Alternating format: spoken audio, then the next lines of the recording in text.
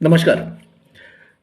आज मैं आपसे एक विषय पे बात करना चाहता हूं। जब भी मैं ट्विटर पे कोई भी मैटर, जब हमारी राजमाता एंटोनिया माइनो और उनके सुपुत्र रॉल विंसी, जिनको आप राहुल खान गांधी के नाम से जानते हैं, इनके जब भ्रष्टाचार के ऊपर जब मोदी सरकार की कोई भी एक्शन होती है और जब हम उसके ऊपर ट्वीट करते हैं, आप में से हर एक आदमी या बहुत लोग मुझे ये पूछते हैं कि अगर इतना ही है तो इनको अरेस्ट क्यों नहीं करते। तो आज इस बात को मैं फर्स्ट एंड लास्ट टाइम एकदम क्लियर करना चाहता हूं। Don't expect prime minister Modi ji to repeat the mistake of arresting Antonia Maino और Raul Vinci aka Rahul Khan Gandhi. इन्हें कभी भी अरेस्ट नहीं किया जाएगा। उसके पीछे का एक कारण है। वो कारण यह है कि मोदी जी भारत की जनता के दिल को बहुत अच्छे से जानते हैं। वो जानते हैं कि यहां के लोग ये दिमाग से कम और दिल से ज्यादा सोचते हैं। मैं एक एग्जांपल देता हूं। 4 अक्टूबर 1977 को चौधरी चरण सिंह, ये जब डिप्टी प्राइम मिनिस्टर थे, उन्होंने इंदिरा खान गांधी को अरेस्ट किया था, क्योंकि इस इंदिरा खान गांधी ने 1975 से लेकर 1977 तक जो इमरजेंसी लगाई थी, उसमें जो डेमोक्रेटिक वैल्यूज का जब सत्यानाश किया था। मैं ये बात इसलिए आज के दिन कर रहा हूं because today is constitution day. So इस कॉन्स्टिट्यूशन डे पे जब कांग्रेस अपने आप को इस लोकशाही की क्रूसेडर समझती है, सबको ये बताती है कि we are the only crusaders of freedom of expression, freedom of speech etcetera etcetera, तो इसी इंदिरा खान गांधी ने 1975 से लेकर 1977 तक इस भारत देश की पूरी डेमोक्रेसी को कुचल दिया था इमरजेंसी लगा के।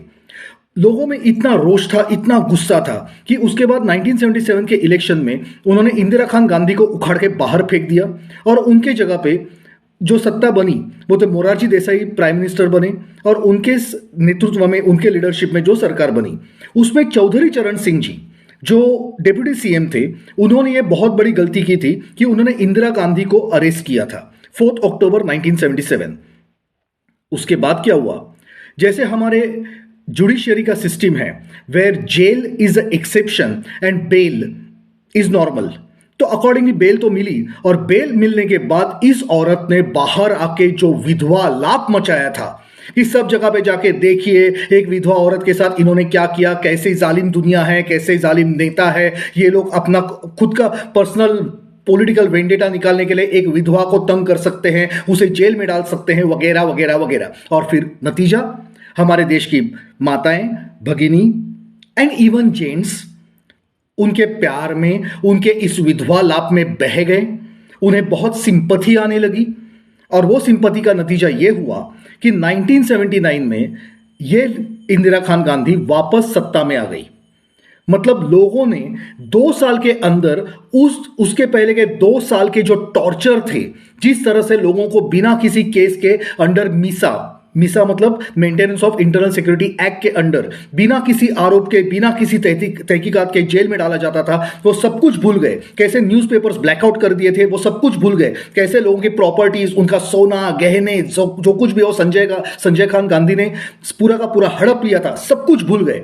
और 2 साल का वो सब कुछ टॉर्चर भूल के एक विधवा लाप के चक्कर में, क्योंकि चौधरी चरण सिंह ने गलती की कि उनको विक्टिम कार्ड खेलने का मौका दिया, ये करके लोग भूल गए और वापस 79 में इंदिरा खान गांधी ये मैसिव मेजोरिटी के साथ वापस सत्ता में आई।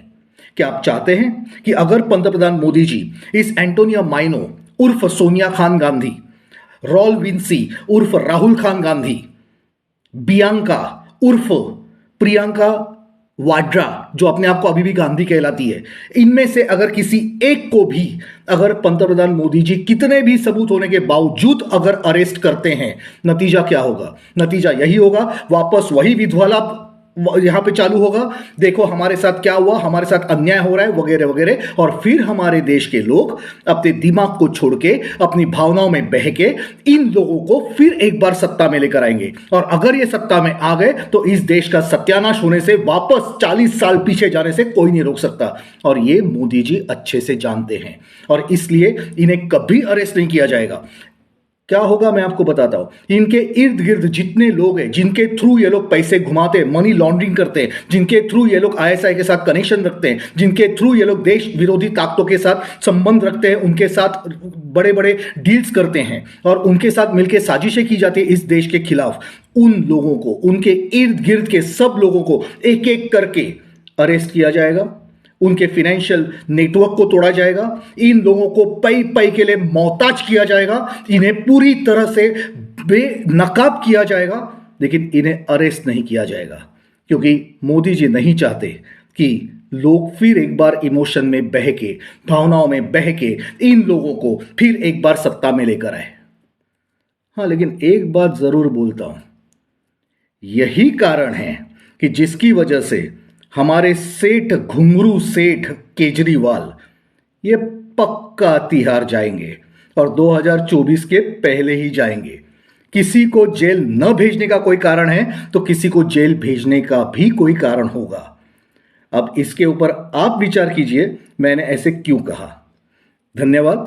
जय हिंद, जय भारत।